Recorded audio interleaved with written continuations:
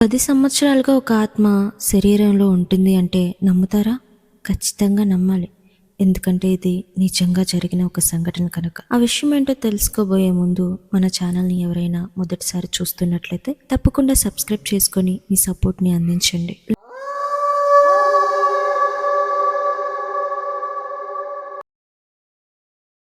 లలిత ఒక పేద కుటుంబంలో పుట్టిన అమ్మాయి. తనకి నాన్న లేడు, అమ్మ మాత్రమే ఉంది. తనకు ముందుగా 2 అక్కలు ఉన్నారు. వాళ్ళకి పెళ్లిళ్ళు చేయడానికి వాళ్ళ అమ్మ చాలా కష్టపడింది.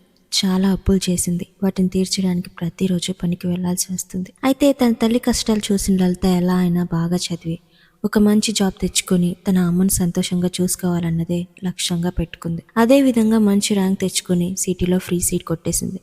అమ్మను వదిలి సిటీకి వెళ్ళింది. వెళ్ళిన మొదటి సంవత్సరం బాగా చదివింది. 2వ సంవత్సరంలోకి అడుగు పెట్టేసరికి తనకి గౌతమ్ అనే వ్యక్తి పరిచయం అయ్యాడు. ముందు ఫ్రెండ్షిప్గా మొదలైన వారి పరిచయం తర్వాత ప్రేమగా మారింది. ఒకరినొకరు సపోర్ట్ చేసుకోవడం, ఒకరితో ఒకరు అన్నీ షేర్ చేసుకోవడం పెరిగిపోయాయి. గౌతమ్ లలితకి అన్ని విషయాల్లో చాలా హెల్ప్ చేస్తూ ఉండేవాడు. వాళ్ళది కొంచెం మంచి కుటుంబం కావడంతో డబ్బుకి ఏ లోటు ఉండేది కాదు. కనుక అప్పుడప్పుడు లలితకు కూడా డబ్బు సహాయం చేస్తూ ఉండేవాడు. ఈ విషయం గౌతమ్ ఇంట్లో తెలిసి వాళ్ళ పెళ్లికి అస్సలు ఒప్పుకోలేదు. ఆమెను చాలా వరకు అతనికి దూరంగా పెట్టాలని ప్రయత్నించారు. గౌతమ్కి తెలియకుండా ఆమెతో మాట్లాడి ఆమెను దూరం చేయాలి అనుకున్నారు. కానీ వారిద్దరి మధ్య ఉన్న బంధం వారిని దూరం అవ్వనివ్వలేదు. అలా బీటెక్ అయిపోయే వరకు చాలా కష్టాలు అనుభవించి ఒక మంచి జాబ్ వచ్చిన వెంటనే పెళ్లి చేసుకోవాలి అన్న ఉద్దేశంతో ఆలోచిస్తూ ఉంది లలిత.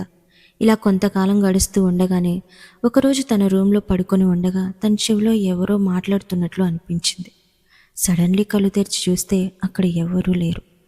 ఏంటిది, నా భ్రమ అని గట్టిగా కళ్ళు మూసుకొని మళ్ళీ పడుకుంది. అంతలో వంటగదిలో ఎవరో శబ్దం చేస్తున్నట్లు అనిపించింది.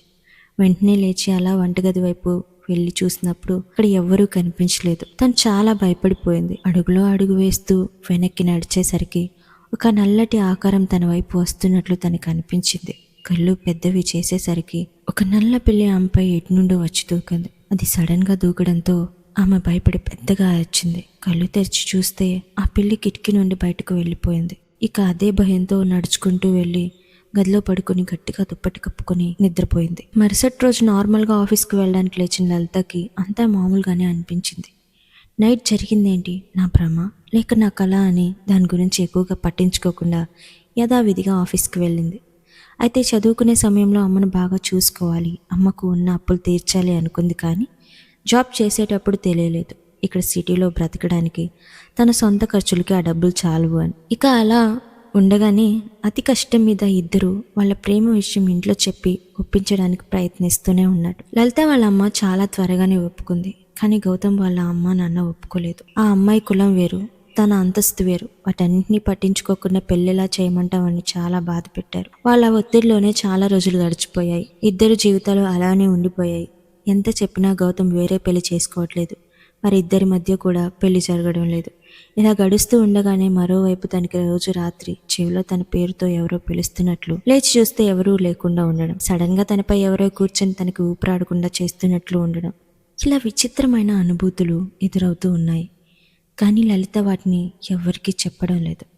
ఆ విషయాన్ని బయటకు చెప్దామన్నా కూడా తన నోటి నుండి ఒక్క మాట కూడా బయటకు రావడం లేదు. అలా రోజు రాత్రి ఒక తెలియని శక్తితో పోరాడుతున్నట్లు విచిత్రమైన అనుభూతులు అనుభవిస్తూ చిత్రవదన పడుతోంది లలిత.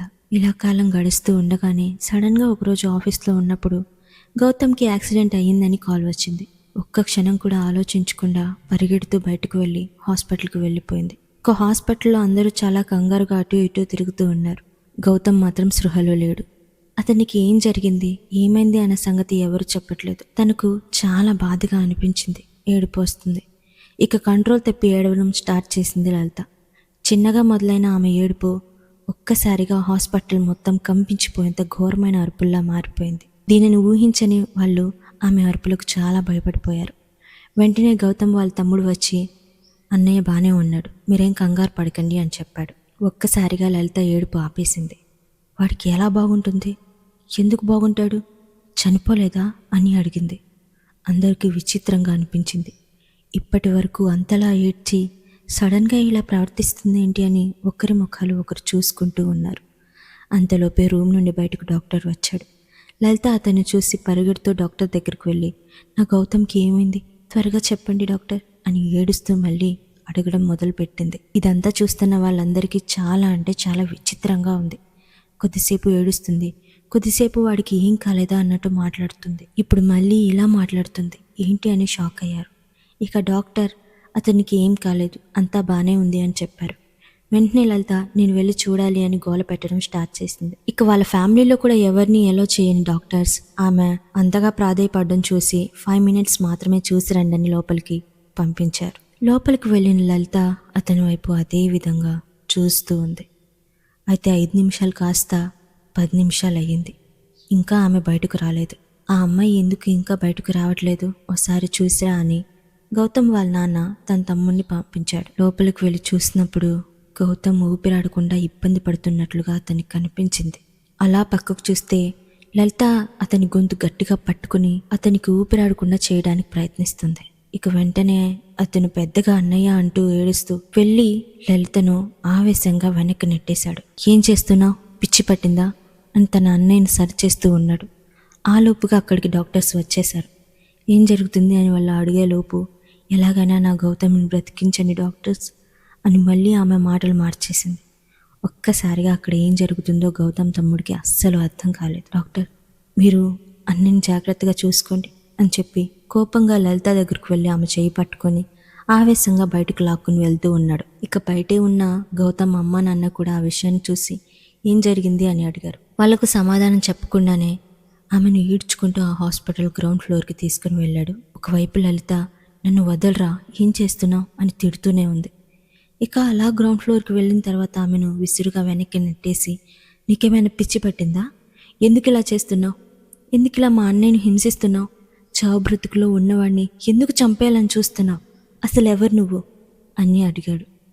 అప్పటి వరకు ఏడుపుతో చెమటలు పట్టిన లలిత ఒక్కసారిగా నవ్వడం ప్రారంభించింది. వాడు చావాలి, వాడికి చావే గతి, వాడు నా దగ్గరకు రావాలి, మేమిద్దరం సంతోషంగా వెళ్ళిపోతాం అని విచిత్రంగా మాట్లాడడం స్టార్ట్ చేసింది. ఆమె మాట్లాడుతున్నవి వింటుంటే అతనికి షాక్ తగిలినట్లు అనిపించింది. అసలు ఆమె ఏం మాట్లాడుతుందో అతనికి అర్థం కాలేదు. అదే సమయంలో కంగారుగా లలిత వాళ్ళ అమ్మ అక్కడికి వచ్చింది. తన కూతుర్ని కింద పడేసి ఎదురుగా నిల్చున్న అతని వైపు చూస్తూ ఏం చేస్తున్నావు నా కూతుర్ని అంటూ పరిగెడుతూ తన కూతురు దగ్గరకు వెళ్ళి ఆమెను కౌగిలించుకుని బాధపడుకు తల్లి, అతనికి నయమైపోతుంది. 4 రోజులుగా అతని కోసం ఎంత బాధపడ్డావో, ఎంత క్షోభ అనుభవించావో నాకు తెలుసు. వీళ్ళు నిన్ను కూడా ఏదో ఒకటి చేస్తారన్న భయంతో వెంటనే వచ్చేసాను అని ఆమె అంది.